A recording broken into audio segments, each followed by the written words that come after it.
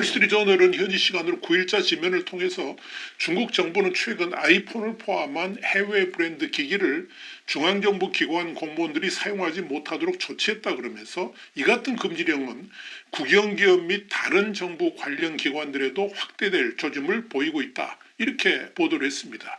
중국 당국의 아이폰에 대한 사용 금지 조치는 화웨이가 7나노 칩을 탑재했다는 이 메이트 60 프로를 출시하면서부터 비롯됐습니다. 문제는 애플이 오는 12일 아이폰 15 시리즈를 내놓을 예정이었는데 이 중국 당국이 이것의 무력화를 노렸다는 점에서 애플이 받는 충격은 실로 엄청납니다. 월스트리트저널에 의하면 실제로 애플은 최근 들어서 주가가 7%쯤 떨어져가지고 시장 가치로는 약 2천억 달러, 우리나라 돈으로 따지자면 267조 4천억 원에 달하는 손실을 본 것으로 확인되고 있습니다. 흥미로운 것은 애플이 그동안 사실상 대부분의 공장 라인을 중국에 뒀고요. 또 중국 역시 애플로 인해 가지고 엄청난 경제적 이득을 챙겨왔다는 점입니다. 그래서 테슬라와 함께 애플은 개방 중국의 상징이라고 해도 좋을 정도로 친중국 행보를 보였습니다. 물론 최근 들어서 아이폰 생산 라인을 인도 등으로 일부 옮기는 결정을 내린 바 있었지만 다른 글로벌 기업들의 탈중국 속도에 비교하면 매우 느린 행보를 보이고 있었습니다. 그러면서 애플 또한 총 매출의 19%가량을 중국에서 일으킬 정도로 중국 시장 의존도도 컸습니다. 그런데도 그런 애플이 생산한 아이폰을 사용 금지하도록 조치했다는 것은 매우 중요한 의미를 던져줍니다. 물론 일단 공직사회에서 사용하지 못하도록 했지만 이는 중국 내 애국주의하고 맞물리면서 사실상의 아이폰 퇴출경이라고 봐도 무방할 겁니다. 여기에 대해서 월스트리트저널은 애플마저 중국과 미국 사이에 총알을 피할 수 없다면 어느 기업이 피할 수 있겠느냐 그러면서 애플이 미중 전쟁에서 살아남지 못하면 어느 기업도 살아남지 못할 것이다. 이렇게 전망했습니다. 이런 파장은 당장 중국 내 글로벌 기업들의 과감한 탈중국을 유도할 가능성이 높아졌습니다. 애플마저 중국 당국에 의해서 버림받는다면 다른 글로벌 브랜드들이야 뭐 어떤 대우를 받게 될지 보지 않아도 뻔하기 때문입니다. 그래 안에도 글로벌 기업들의 탈중국 추세에다가 글로벌 자본들 역시 중국 투자 배제를 하고 있는 상황에서 이 아이폰에 대한 중국의 조치는 이런 경향을 더욱 가파르게 만들게 될 겁니다.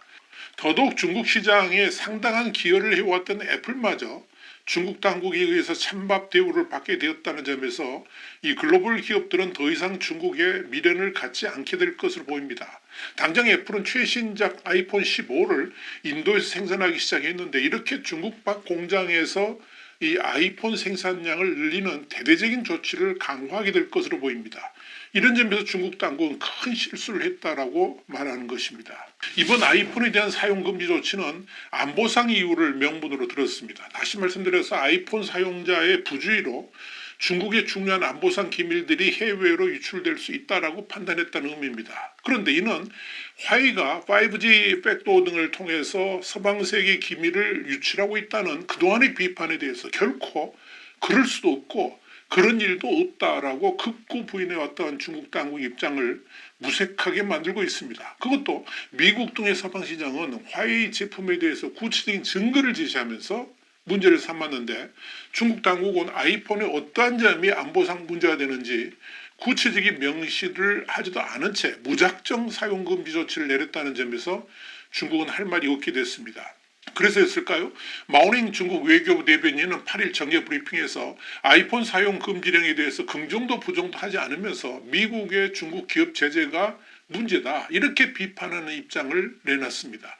결국 이 중국 시장에서의 아이폰 퇴출 조치는 서방 세계가 앞으로 안보를 이유로 중국 제품의 퇴출을 한다 할지라도 더 이상 반박할 수 없다는 점에서 오히려 이번 조치를 계기로 중국 제품에 대한 기술 제품 퇴출이 더욱 강경해질 것으로 보입니다. 여기에는 틱톡 등을 포함한 빅테크 상품들도 포함될 것입니다. 이런 점에서 중국 당국이 큰 실수를 했다라고 말하는 것입니다.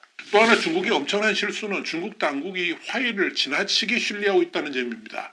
일단 화웨이의 7나노 반도체 내장 스마트폰인 메이트 60 프로 출시는 미국을 겨냥해서 사전에 치밀하게 준비된 공격으로 보입니다. 애초 9월로 예정됐던 출시 시점이 8월 29일로 당겨진 데다가 그것도 같은 달 27일부터 3박 4일 방중 예정이었던 지나 라몬도 상부장관을 겨눠서 출시 시점을 골랐습니다. 그래서 화웨이의 7나노 반도체 스마트폰 출시는 미국의 포위망을 뚫었다는 평가로 이어졌고 국내외의 언론들 떠들썩하게 만들었죠. 여기에 아이폰 사용 금지 조치도 교묘하게 아이폰 15의 중국 내 출시를 앞두고 시행됐다는 점도 전략적 판단이라고 할 수 있을 겁니다. 일단 중국 내 분위기는 화웨이의 5G 스마트폰 출시로 사실상 반도체 자립을 이뤘다라고 흥분하고 있습니다.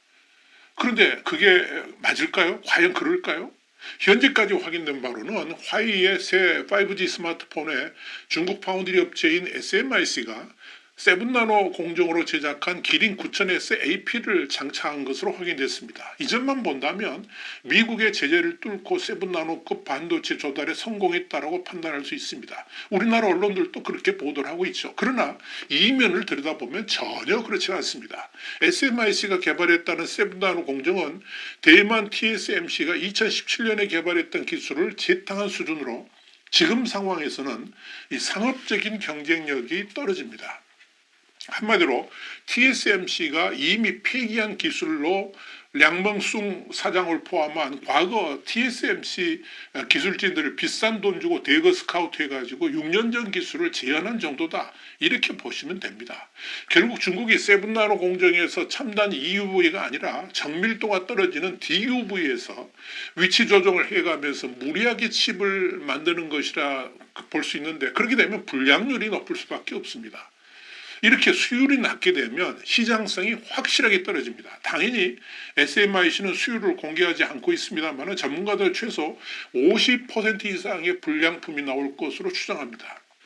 여기에 대해서 미국의 소리 VOA는 SMIC의 14나노 공정 수율은 95% 이상인데 DUV를 이용한 7나노 공정 수율은 15%에 불과하다고 보도를 했습니다. 이렇게 수율이 문제가 있다는 것은 이번 화웨이의 신제품 생산량만 봐도 알 수가 있습니다. 화웨이는 이번에 초도 물량으로 100만 대 이하를 내놓기로 했습니다. 이는 생산이 원활치 않다는 걸 뜻하는 겁니다. 결국 폐기된 TSMC 기술을 활용해가지고 마치 최신의 스마트폰인 것처럼 대대적으로 자랑을 했다고 보면 됩니다. 그렇다면 그런 기술로 5나노급 반도체를 만들 수 있을까요? 대답은 no입니다.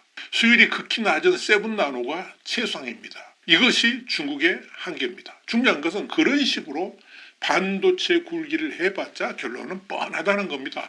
한국과의 기술 격차를 언급한다는 것 자체가 민망할 정도입니다. 그런데 진짜 문제는 이렇게 어설픈 5G 스마트폰을 내놓는 바람에 미국의 대중국 제재는 한층 더 강화될 것이라는 점입니다. 그래서 중국이 화를 자초했다라고 말하는 겁니다.